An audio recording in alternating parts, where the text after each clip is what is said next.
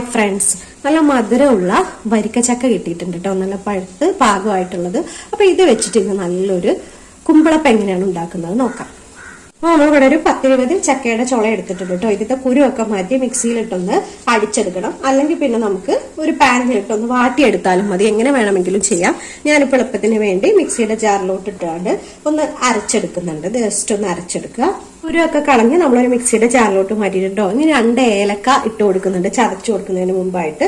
അതുപോലെ ഒരു 1/4 ടീസ്പൂണോളം ചെറിയ ജീരകം കൂടെ ചേർത്ത് കൊടുക്കുന്നുണ്ട്. ചെറിയ ജീരകത്തിന്റെ ടേസ്റ്റ് ഇല്ലാത്തവർക്കാണെങ്കിൽ അത് ഒഴിവാക്കാം കേട്ടോ. ഞാൻ ചേർത്ത് കൊടുക്കുന്നുണ്ട്.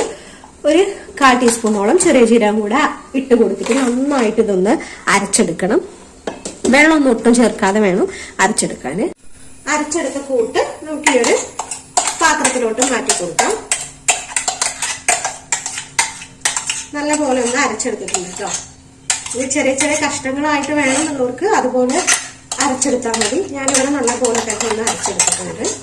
ഇനി അരച്ചെടുത്ത പേസ്റ്റിലോട്ട് ഒരു 3 ടേബിൾ സ്പൂൺ അരിപ്പൊടിയാണ്, വറുത്ത അരിപ്പൊടിയാണ് ചേർക്കുന്നത് കേട്ടോ. വറുക്കാത്ത വേണമെങ്കിലും ചേർത്ത് കൊടുക്കാം. ഞാനിവിടെ ചേർത്ത് കൊടുക്കുന്നത് വറുത്ത അരിപ്പൊടിയാണ്. ഒരു 3 ടേബിൾ സ്പൂൺ ഇട്ട് കൊടുക്കുന്നുണ്ട്.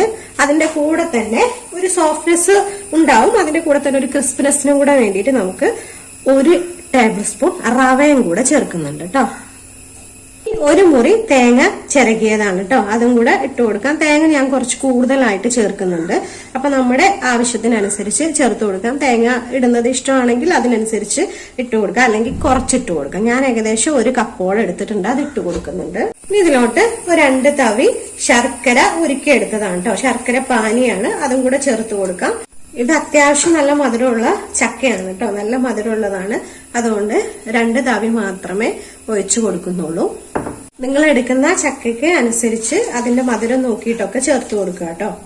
ഇതിലോട്ടൊരു ഫ്ലേവറിന് വേണ്ടി ഒരു 1/4 ടീസ്പൂൺ ചുക്ക് പൊടി ഇട്ട് കൊടുക്കുന്നുണ്ട്. അതുപോലെ തന്നെ മധുരം ഒന്ന് ബാലൻസ് ചെയ്യാൻ വേണ്ടിയിട്ട് ഒരല്പം ഉപ്പും കൂടെ ചേർത്ത് കൊടുക്കുന്നുണ്ട്. നല്ല പോലെ ഇതൊന്ന് മിക്സ് ചെയ്തെടുക്കണം കേട്ടോ. ഇതുപോലെ ഒന്ന് മിക്സ് ചെയ്തെടുത്തിട്ട് അരിപ്പൊടി, റവയും തേങ്ങയും ശർക്കരയൊക്കെ ഒന്ന് മിക്സ് ചെയ്ത് നല്ല പോലെ യോജിച്ച് വരുന്ന രീതിയിലൊന്ന് മിക്സ് ചെയ്തെടുക്കാം. എല്ലാവർക്കും അറിയാം കുമ്പളപ്പൊക്കെ ഉണ്ടാക്കാൻ വേണ്ടിയിട്ട്. ഇപ്പൊ ചക്കയുടെ കാലൊക്കെ ആകുമ്പോൾ നമ്മൾ കൂടുതൽ ഉണ്ടാക്കുന്നത് ഇതുപോലുള്ള പലഹാരങ്ങളായിരിക്കും. അപ്പൊ ഇനി ഉണ്ടാക്കുമ്പോൾ ഇതൊക്കെ ഈ ചേരുവകളൊക്കെ ഒന്ന് ചേർത്ത് ഉണ്ടാക്കി നോക്കുക. ഇതൊരു പ്രത്യേക ടേസ്റ്റാണ് കേട്ടോ. നമ്മുടെ ചുക്കിന്റെ പൊടിയൊക്കെ ഇട്ടതുകൊണ്ട് അതിന്റെ ഒരു ഫ്ലേവറും ടേസ്റ്റും ഒക്കെ ഉണ്ടാവും. ഫില്ലിങ് ഇവിടെ റെഡി ആയിട്ടുണ്ട് കേട്ടോ കുമ്പളപ്പത്തിനുള്ള. അപ്പൊ ഇതൊന്ന് മാറ്റി വെച്ചിട്ട് നമുക്ക് എടുത്തിരിക്കുന്ന എടനയിലയാണ്. എടനയില കിട്ടുന്നില്ലെങ്കിൽ നമുക്ക് വാഴയില വേണമെങ്കിലും ഉപയോഗിക്കാം. ഇത് നല്ല പോലെ ഒന്ന് കഴുകി തുടച്ചെടുത്തതാണ്. ഇനി നമുക്കൊന്ന് കുമ്പിള കുത്തി അതിലൊന്ന് എടുത്തു വെക്കണം. അപ്പൊ ഇല എടുത്തിട്ടുണ്ട്. എല്ലാവർക്കും അറിയായിരിക്കും കുമ്പിള കുത്താനൊക്കെ. അപ്പൊ അതുപോലെ ഒന്ന് ചെയ്തെടുക്കുക. എന്നിട്ട് നമ്മൾ ഉണ്ടാക്കി വെച്ചിരിക്കുന്ന ഈ ഫില്ലിങ് ഒന്ന് അതിലോട്ട് നിറച്ചു കൊടുക്കണം. അതൊന്ന് അരച്ചു കൊടുക്കാം. ഞാൻ ചെറുതായിട്ടാണ് നിറച്ച് ഉണ്ടാക്കിയെടുക്കുന്നത് കേട്ടോ. ചെറിയ ചെറിയ കുമ്പിളപ്പമാണ് ഉണ്ടാക്കിയെടുക്കുന്നത്. അപ്പോൾ ഒരെണ്ണം നമ്മളിവിടെ റെഡിയാക്കി എടുത്തിട്ടുണ്ട് കേട്ടോ. ഇനി ബാക്കിയുള്ളതും കൂടെ ഫില്ല് ചെയ്തെടുക്കാം. അപ്പൊ എല്ലാം നമ്മൾ ഇലയിലൊന്ന് പൊതിഞ്ഞെടുത്തിട്ടുണ്ട് കേട്ടോ. ഇനി നമുക്കിതൊന്ന് ആവി കയറ്റണം. അപ്പൊ ആവി കയറ്റാൻ വേണ്ടിയിട്ട് വെള്ളം വെച്ചിട്ടുണ്ട്, അതിലോട്ട് വെച്ച് കൊടുക്കാം. അപ്പോൾ വെള്ളം ഇവിടെ തിളച്ച് റെഡി ആയിട്ടുണ്ട് കേട്ടോ. നമുക്ക് ഇഡ്ഡലി പാത്രത്തിലോട്ട് വെച്ച് കൊടുക്കാം.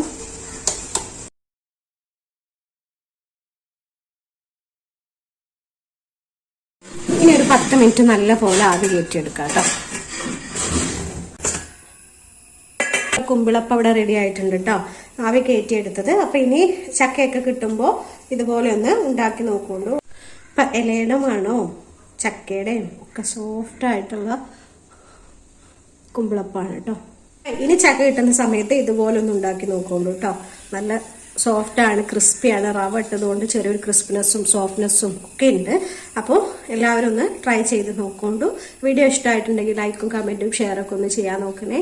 അതുപോലെ തന്നെ ചാനൽ ആരെങ്കിലും സബ്സ്ക്രൈബ് ചെയ്യാതെ കാണുന്നുണ്ടെങ്കിൽ ഒന്ന് സബ്സ്ക്രൈബ് ചെയ്തേക്കണേ.